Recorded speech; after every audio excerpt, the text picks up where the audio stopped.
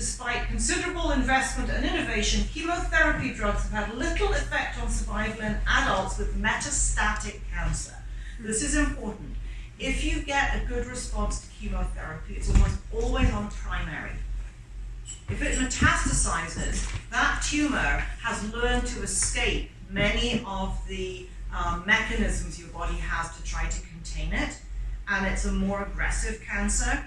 And very often, if you get treatment for your primary, and it's not successful and you end up with metastases, those are aggressive tumors, and they often have really different behaviors. So you could start out with an estrogen-responsive breast cancer. It doesn't respond well to treatment. You get a metastasis in the bone or the brain. It's no longer estrogen sensitive.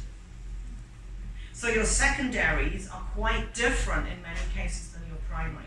And this is one of the problems that you see. I've seen this many times where patients get treatment for their cancer.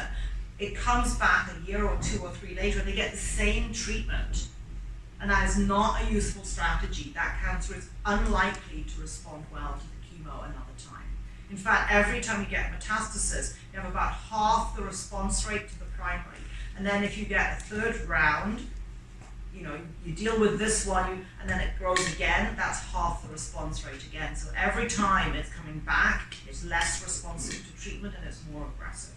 And your treatments need to be changing. In the conventional world, they should be changing because it's not the same cancer.